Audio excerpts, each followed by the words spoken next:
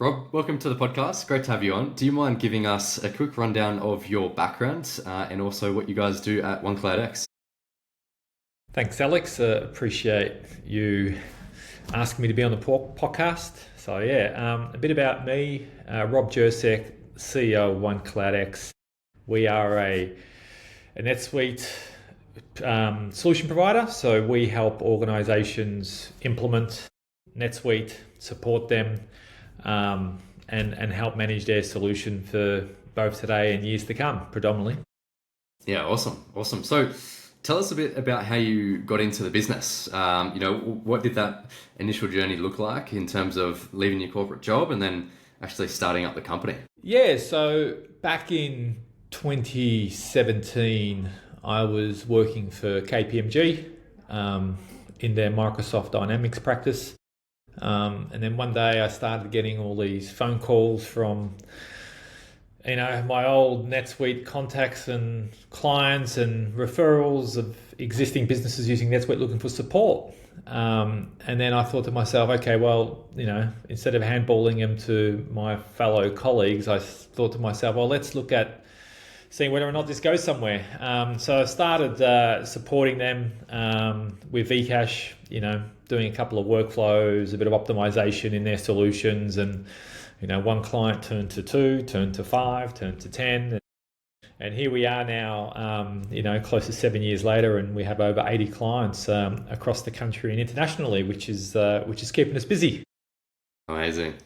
So, yeah, the early stages obviously is the most difficult and challenging of bridging the gap between leaving your job and actually starting the company. So what was the thought process behind that and what made you do it? I suppose when you're so far in a career and probably 30 years, 20 to 30 years into your career and earning a nice little income and living a cushy life, working for someone else and not having the responsibility of worrying about payroll and the like, you start to think about, okay, should I do something on my own? Should I give it a crack? And it's always hard because you have so much liabilities and like you got a mortgage payment to take care of, you got food to put on the table, you got kids to pay for school fees and the rest, and it's not an easy transition, especially when you're a lot older and in your career. So I took the step of selling my house to at least have some available cash and powder on the sidelines in case I needed it, and then from there, at least I didn't have the stress of having to worry about a mortgage and the like. From a cash perspective, I was not really too worried, and funnily enough, I didn't really eat too much into the actual cash because the business was generating income pretty much from day one, and turning a bit of a profitability in years two and onwards. Amazing. Wow, I haven't heard too many stories of people selling the house, before starting the business, but certainly would have, helped a little bit with the mental side of it and the stress. But in terms of, getting those initial customers on it, so was that mostly through your own network that you've developed over your career, or where did those early customers come from? The early customers had come from LinkedIn, predominantly as a starting point. I would say 7-8 years ago, LinkedIn was a totally different machine to what it is today. All of us these days get hit up on LinkedIn every second day of the week, having people spruiking their services and their businesses. But back then it was still pre-COVID days, and obviously tech was still becoming embedded in people's days and lives, especially from a business perspective. So being able to find other people on LinkedIn and build a bit of a group around NetSuite and users helped in growing our ability to serve and our ability to build a bit of an authority on LinkedIn. So that's predominantly where it started from, is LinkedIn helping and finding existing NetSuite customers who weren't happy or didn't know what to do or hadn't been touched in many years from a support standpoint and were looking for some help. Yeah, amazing. So in terms of scaling up the company now to where it is today, what does that look like? Team size and also any other information that you're kind of able to share. Yeah, so from the good old days of 2017, 2018, There were only two of us. It was both Vcash and I. Me taking care of the sales and marketing, and Vcash taking care of the delivery side of it. So today, to having over 40 people in the business in those 7 years. So yeah, it's grown quite a lot, and not being small and nimble, and just making things happen were easy to accomplish in the early days. But as you grow, you need to formulate some really strict processes within the business, strict authority, strict approvals to ensure that you have a robust business and ability to serve your clients with maximum happiness, that the clients are getting the right service and the right capabilities for their business because they're paying you the money to do that. Yeah, 100%. So in terms of obviously growing the team and going from a team of the two co-founders to 40 people, what have been some of the challenges along the way in growing the team while delivering for your clients? I would say culture is probably the most important element of a growing organization and team. And when you're a small team, every single person, being every employee that works for you, is a pillar in the organization.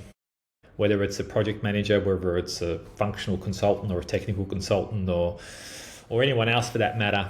When you're a small team, if you lose one person, you are losing effectively a quarter of your business or a fifth of your business overnight, and that knowledge disappears. And then as a director, you have to get your hands dirty again back into it and make sure that you're steering the ship and customers aren't too hindered in the delivery of the solution you're implementing.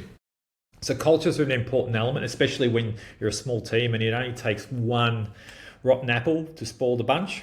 And if one person all of a sudden doesn't like you or finds that, and they still want to stay, then they ultimately can create a bit of a bad and toxic culture where they just infect other people. And that's what we had probably within year 3 of the business. We had a couple of people who were colluding and trying to do certain things in the organization to,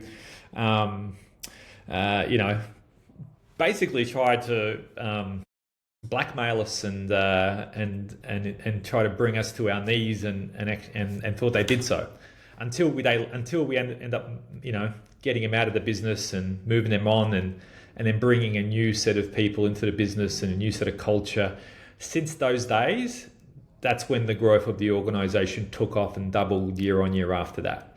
So culture for me is probably one of the most important elements, and hiring a person and ensuring that when they come in that they are going to complement the culture is without a doubt probably the most important thing I've learned in running this business.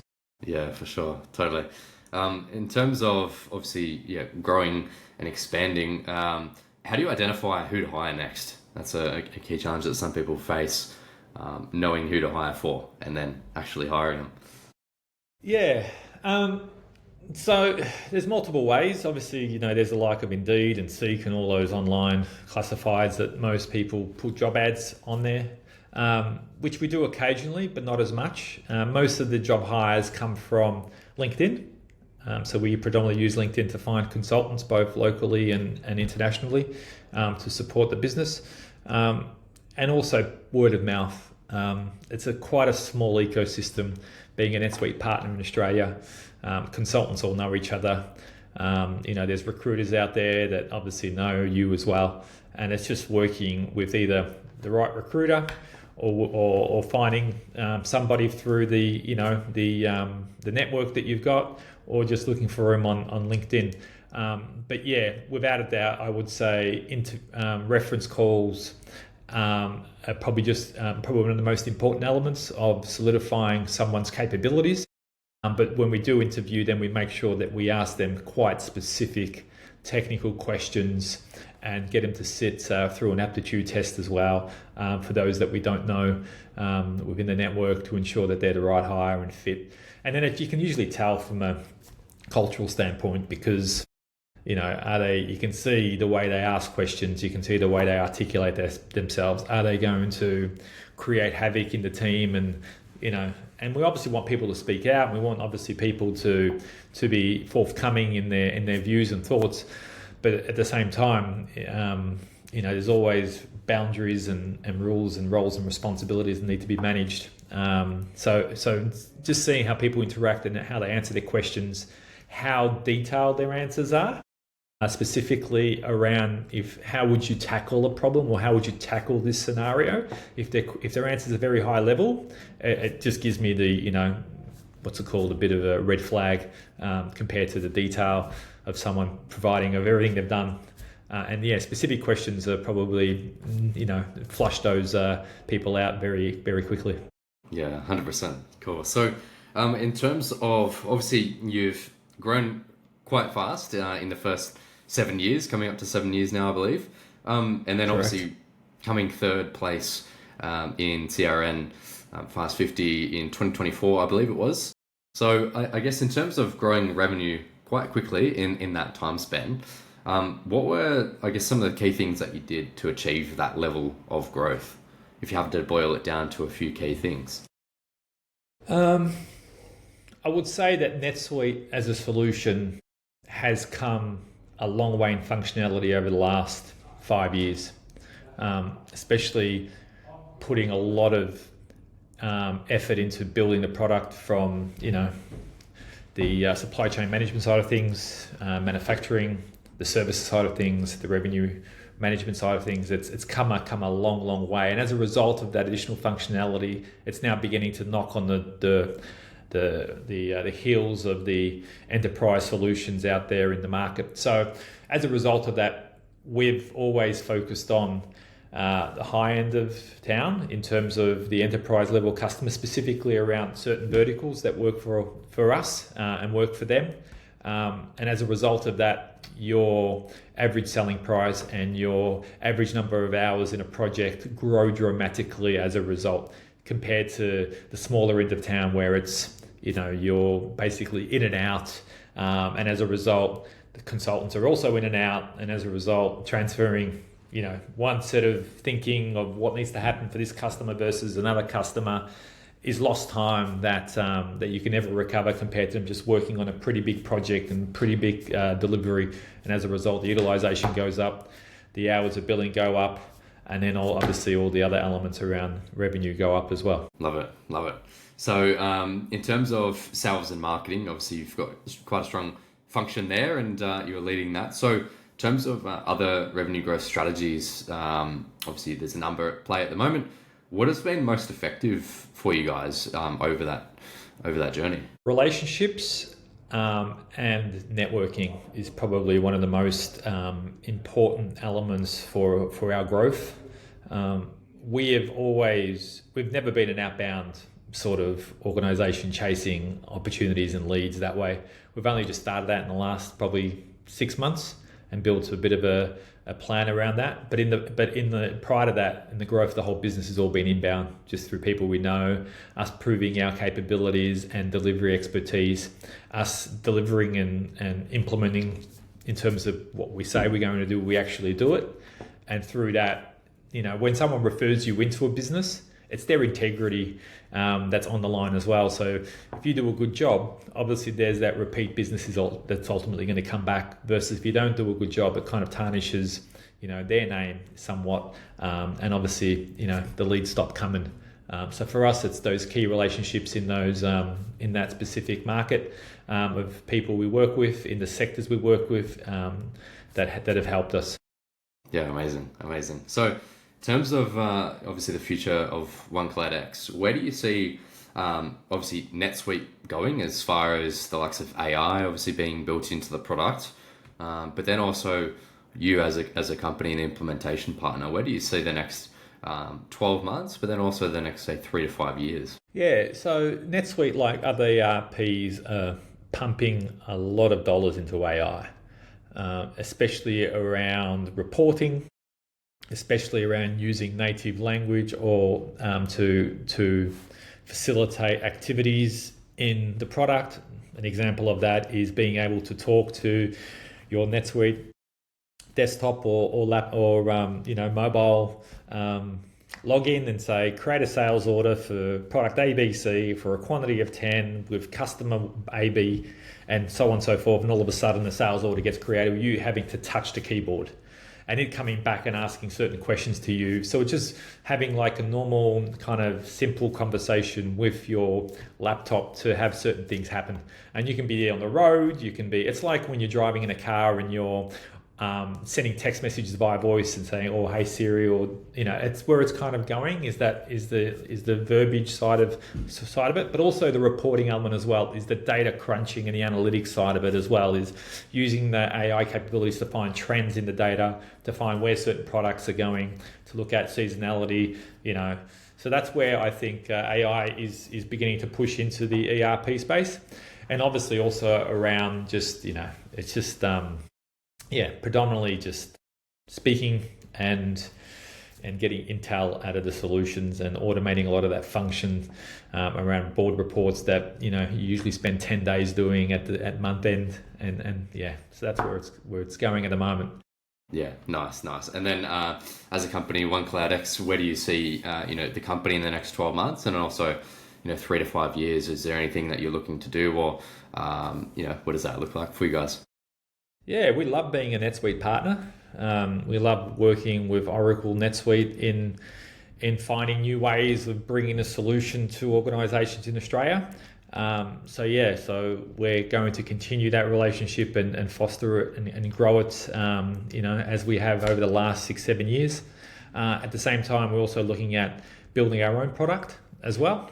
We've embarked on building our 3D warehouse management solution as well, that we will focus on the lower end of town. So there for the likes of anyone that uses MyOb or Xero and therefore has inventory or has a Shopify or WooCommerce site where they're selling product, but don't have warehouse capabilities in a solution in order to manage what they need to pick, pack and ship and replenish and the like. So we've built a product that we've taken to the market and actually is getting launched as we speak, which most people will see at the AMTIL event in Melbourne in May.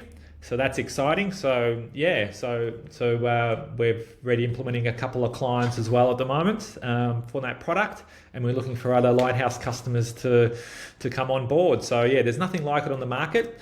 Obviously, there's a lot of inventory management solutions out there, but there is no real warehouse management solution that uses RF capabilities or user scanning capabilities and also to look at your warehouse from a 3D perspective and all the racks and the rest of it. So that's where we're taking the business as well as a separate sort of revenue stream for us. Amazing, super exciting. So in terms of that product, obviously it must have been in the building phase for a little while. What's that journey been like in terms of building your own product? So we've had a little bit of experience. Obviously, we do some things in the NetSuite ecosystem where we built certain apps and solutions, like a shop floor app, and there's a Kanban board solution as well, and a few others that are within the NetSuite app sort of ecosystem. However, we decided to embark on building this 3D warehousing solution because we found a hole in the market where a lot of the WMSs, the warehouse management solutions out there, they've been around for many, many years.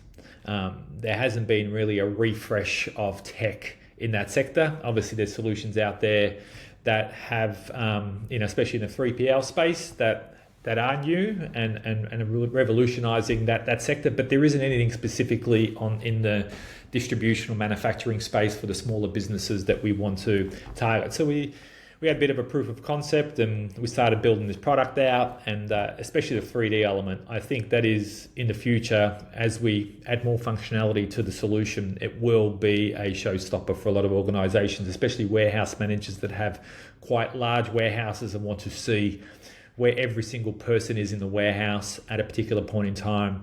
Look at inventory in a 3D view without having to even be at the warehouse to see where things are at. You can actually see it in 3D, a full breakdown of your warehouse and everything that's going on as if you were on site, but you can be doing this from the comfort of your couch. Amazing. Sounds like a really strong value proposition there, and obviously, getting the first few customers on board now. And what does the future look like there?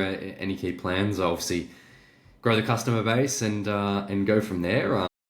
Is there anything else that you're looking to do with that kind of tech product there? I think what we want to do is initially push it into the Australian market, New Zealand market to start with. We need to make sure it's proven. So hence why we're implementing those customers at the moment. One of them will go live at the end of this month, and the next one will go live at the end of June. So that will then, as they say, proof is in the pudding, and by having that and having them live and utilizing the solution, that will then also help us to continue to optimize and expand the functionality that we need. But as it is, today, it's a solution that could compare with a lot of other warehouse management solutions of the market today that connect to ERPs and mid-market organizations that are 50 million in revenue and beyond. So that's why we're starting at the lower end of town in terms of smaller organizations, to then kind of get it bedded in and then build that functionality out. So as we go up that kind of, the step-by-step process of complexity, as every business that's larger becomes more complex, then obviously we've added all that stuff in, and then we'll push it into the next mid-market space before we go into the enterprise space. And then we want to take this global as well. So at the moment it's being funded by us internally out of our own pockets, and we're already spent a bit of money on it as well. And the other thing is like, the R&D grants that you get from the ATO are also helping fund a lot of this as well. So thank you to the Australian government in supporting, innovation and technology businesses like us to grow solutions that don't exist in the market today. Yeah, 100%. It's good that they have those incentives in place. It's a tough market as it is. Start a business, and especially a tech business, where you oftentimes you need a lot of capital up front to invest into the time and resources and developers and building it out. And it's not an easy journey, but definitely looking forward to seeing the success of it. In terms of like your journey as an entrepreneur now, obviously since OneKloudX, what have been some of the key lessons that you've learned yourself that you wish you learned or you knew when you were first starting? It's a big question. What lessons have I learned? To be successful, you need to be profitable. And you also need to have a vision of where you want to take the company in 1, 2, 5, and 10 years, and what do you need to do to get there. It's a tough market out there, especially as a services business. Costs are going up every day, people costs and the rest, and obviously you have to pass those costs on to your clients. So I would say the hardest thing for us has been finding the right mix of people, finding the right culture that we want in the organization to help us grow. And then probably second to that is finding the right partners as well to supplement and support us as needed to grow, whether that's in marketing or whether that's in subcontracting, whether that's in accountancy services or whatever you use. Is having the right team behind you to facilitate that growth is very important, and vetting them is probably the hardest thing you're going to do, because they'll always give you their best customers to tell you how good they are compared to what it may be really like. So yeah, that's probably the other one, is the partners you've got, and probably lastly is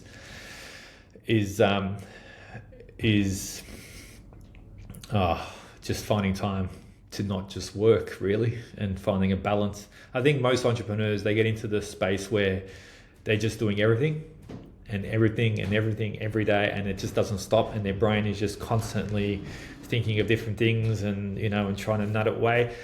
Sometimes it's better to offload some of that. I know it costs money to offload certain things, but there are a lot of avenues in being able to find people that could support you without much overlay, because there's a lot of other people out there who want to become entrepreneurs and want to have you as a customer, and yeah, if you can support each other in that growth, then happy days to everyone. Yeah, 100%. Rob, thanks for your time today, and thanks for coming on the podcast. If people want to get in touch with you, where can they find you? They can find me on LinkedIn.